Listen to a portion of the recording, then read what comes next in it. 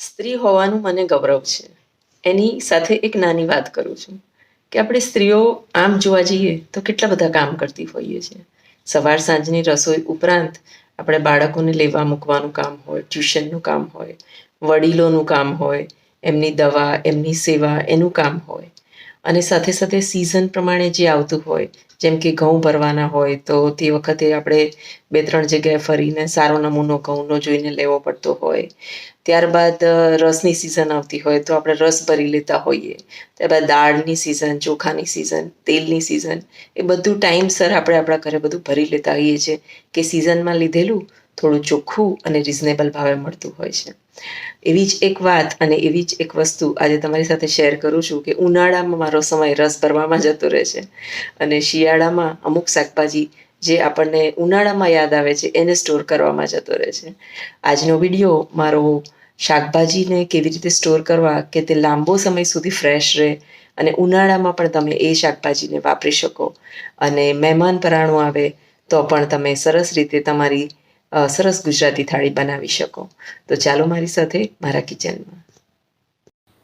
સૌથી પહેલાં આપણે એક તપેલી લઈ લઈશું અને એ તપેલીમાં અડધી કે પોણી પીવાનું પાણી ભરી લઈશું અને તેને આવી રીતે પાણીને બોઇલ થવા દઈશું. શાકને પ્રિઝર્વ કરવા ખૂબ સહેલા હોય છે. તેની અંદર આપણે 1 થી 2 ચમચી ખાંડ નાખી દઈશું અને પાણી જો તમે ફૂલ ભરેલું લો તો 3 ચમચી ખાંડ નાખજો. આટલું જ લો તો 2-2.5 ચમચી ખાંડ નાખી દેજો. એ ખાંડને આપણે ઓગળવા દઈશું. એક બાજુ ખાંડ ઓગળી રહી છે ત્યાં બીજી બાજુ આવી કપડાની થેલી જો તમારી પાસે ન હોય તો આવી રીતે કપડાને 2 બાજુ ગાંઠ મારી અને થેલી જેવું બનાવી લેવાનું અને તેની અંદર આપણે જે શાકને પ્રિઝર્વ કરવું હોય એ શાકને ભરી દેવાનું. અત્યારે હું આમાં આપણા શિયાળામાં આવતા કૂણા લાલ ગાજર મેં કાપીને લીધા છે અને જે સાઈઝના ટુકડા હું મારા પુલાવ કે બિરયાનીમાં યુઝ કરું છું એ સાઈઝનો ટુકડો મેં કાપીને રાખ્યો છે. હવે આ થેલીમાં આ ટુકડા આપણે બધા ભરી દઈશું. ત્યારબાદ આ થેલી આ જે ઉકળતું પાણી છે તેની અંદર આપણે મૂકી દઈશું અને થોડી વાર માટે એ ઉકળતા પાણીમાં આ બેગ આપણે આવી રીતે રવા દઈશું. જો તમને આ પ્રોસેસ ના ફાવે તો તમે છૂટા ગાજર પણ પાણીમાં નાખી શકો છો. આગળના વિડીયોમાં મેં બીજા વેજીટેબલ્સ છૂટા પાણીમાં નાખીને બતાવ્યા છે પણ એને એક એક કરીને આપણે ઉઠાવવા પડતા હોય છે. તો જો તમે આવી રીતે ફાવે તો આ પ્રોસિજર કરી શકો છો. નહીં તો કોઈ કોટનની થેલી તમારા ઘરે હોય તો પણ તેનો ઉપયોગ કરી શકો છો. નીચે ગેસ આપણે ફૂલ કરી દેવાનો છે અને ઉપર આજે ગાજરના જે નાના નાના ટુકડા આપણે કર્યા છે તેને થોડાક હલાવી દઈશું, ઉપર નીચે કરીશું અને ત્યારબાદ એ થોડાક સોફ્ટ થાય ત્યાર પછી આપણે તેને કાઢી લઈશું. ખાંડ નાખવાથી એક પ્રિઝર્વેટિવ તરીકેનું કામ કરે છે અને એ ટુકડા એમના એમ 12 મહિના સુધી રહેતા હોય છે. એનો ટેસ્ટ પણ ચેન્જ થતો નથી અને બહુ જ સરસ કલર પણ આવો ડાર્ક રેડ જેવો રહેશે, જેથી કોઈ પણ વાનગી તમે બનાવો તો એ હેલ્થની દૃષ્ટિએ પણ સારી રહેશે અને દેખાવની દૃષ્ટિએ પણ સારી રહેશે. અત્યારે ગાજર ખૂબ પ્રમાણમાં અને સસ્તા આવતા હોય છે. જ્યારે તમે બહારથી માર્કેટમાંથી લાવો તો આ બધી જ પ્રિઝર્વડ કરેલી વસ્તુઓ ખૂબ મોંઘી મળતી હોય છે. તો આવી રીતે આપણે ગાજરને પ્રિઝર્વ કરીશું. હવે એને આપણે કાઢી લઈશું. ટાઈમ થઈ ગયો છે. હવે આ ગાજરના ટુકડાને આપણે એકાદ ટુકડો હાથમાં લઈ અને તેને મેશ કરી જોઈશું. એ કમ્પ્લીટલી મેશ ના થવો જોઈએ, થોડો કડક રહેવો જોઈએ એવો જ રાખીશું. આ જ ટાઈપના ટુકડા આપણે જોઈશે, નહીં તો બધો પલ્પ થઈ જશે. આપણે પલ્પની બિલકુલ જરૂર નથી. હવે આ થેલીને આપણે ધીમેથી ઉઠાવી લઈશું કેમ કે પાણી અંદરનું ખૂબ જ ગરમ છે એટલે વ્યવસ્થિત ધ્યાન રાખીશું. બીજી બાજુ આપણે બરફનું પાણી તૈયાર રાખ્યું છે. એ બરફના પાણીમાં આ પોટલીને આપણે મૂકી દઈશું. તમે ગાજરને છૂટા પણ આ ઠંડા પાણીમાં નાખી શકો છો, જેનાથી ગાજર ચડવાના બંધ થઈ જશે. આપણે તેને પૂરેપૂરા ચડવવાના નથી, એ ખાસ વાત ધ્યાન રાખવી. થોડા પોચા થાય એટલે ગાજરને કાઢી અને ઠંડા પાણીમાં નાખી દઈશું, જેના લીધે ગાજરનો કુકિંગ પ્રોસેસ બંધ થઈ જશે. આગળ બફાવાના એ બંધ થઈ જશે અને તેવા જ ગાજર આપણે સ્ટોર કરીશું. હવે એ પોટલીમાંથી થોડું પાણી નિતારી સામાન્ય દબાઈને, બહુ ફિટ દબાવવાનું નથી, અને ધીમેથી દબાઈ અને કોટનના કપડામાં કે ટી શર્ટ્સ તમારા ઘરે જૂની પડી હોય, જેનું કપડું સારું હોય કોટન, જે સરખી રીતે બધું જ પાણી સોક કરી લે, એવા કપડામાં આપણે તેને પાથરી દઈશું અને ત્યારબાદ તેને પહોળું કરી દઈશું, જેથી ગાજરના ટુકડા જલ્દીથી સુકાઈ જાય. હવે આપણે એ જ પાણીમાં વટાણા બોઇલ કરવા નાખીશું.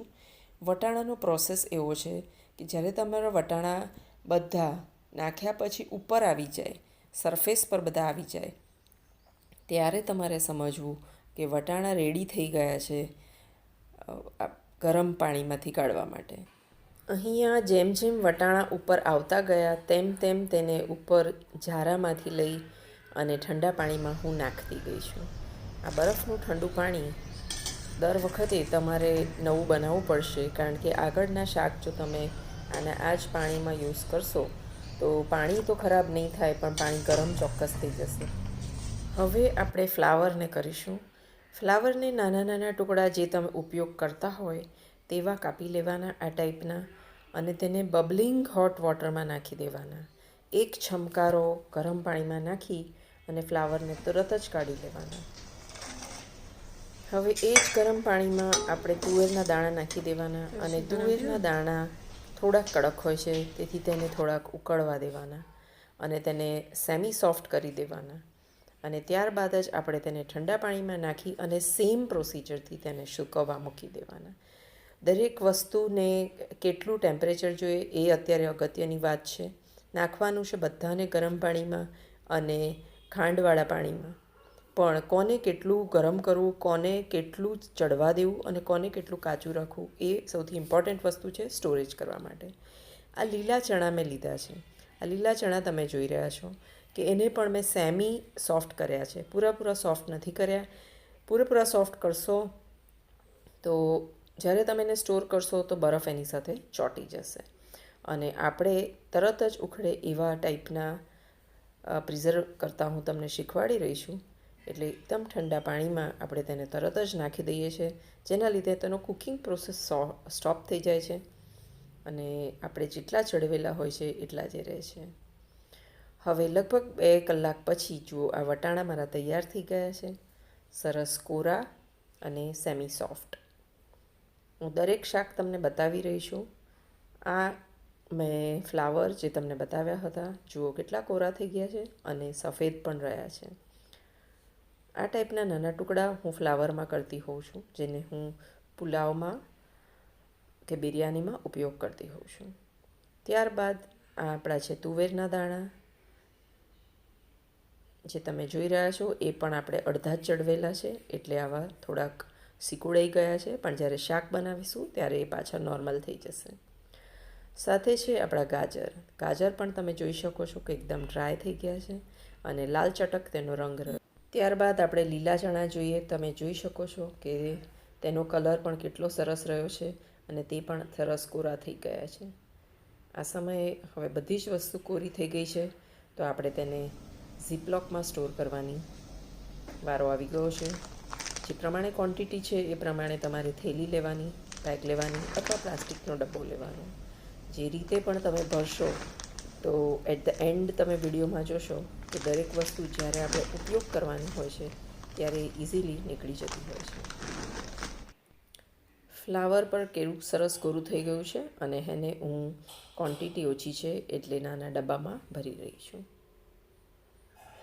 આ તમે જેટલી પણ ક્વોન્ટિટીમાં તૈયાર કરવું હોય એ કરી શકો છો. તમારા ઘરની વપરાશ પ્રમાણે તમે તેને સ્ટોર કરો અને આખો ઉનાળો તેનો એન્જોય કરી શકો છો. એનું શાક પણ બનાવી શકો છો અને બીજી વેરાયટી પણ ઉપયોગ કરી શકો છો. આ વિડીયો જેટલા પણ લોકો જુએ તેમને મારે પૂછવું છે કે જો તમને પત્તા ગોબી એટલે કેબેજ સ્ટોર કરતાં આવડતી હોય તો તેની ટિપ્સ ચોક્કસમાંથી મારી સાથે શેર કરજો, કારણ કે મને તે સ્ટોર કરતાં નથી આવડતી અને કેબેજ ઉનાળામાં એનું લીફ બહુ જાડું અને થીક આવે છે, જેથી ખાવાની મજા આવતી નથી.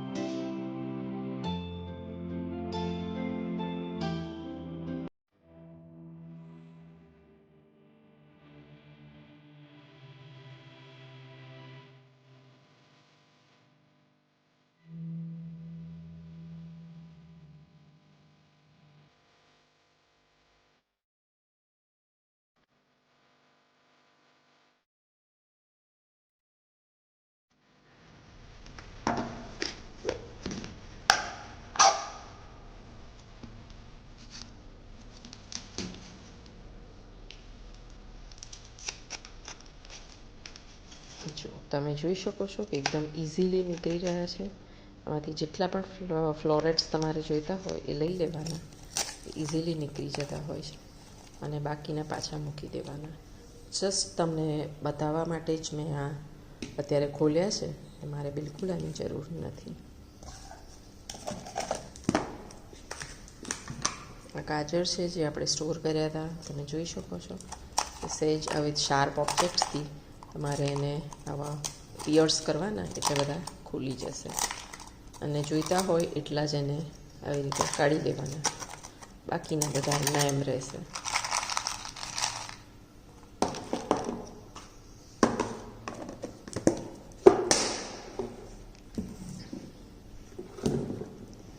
ચણા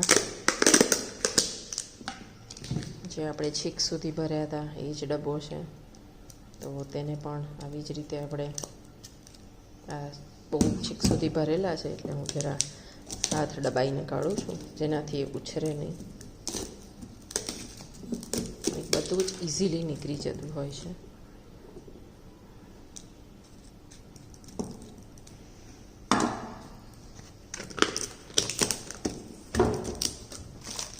ત્યારબાદ તુવેરના દાણા જે મેં ખૂબ ઓછા કર્યા હતા, આ જસ્ટ તમને સેમ્પલ બતાવું છું.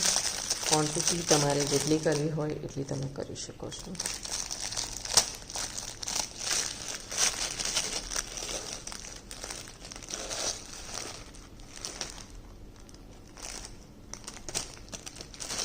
ઇઝીલી ઉખડી જતા હોય છે.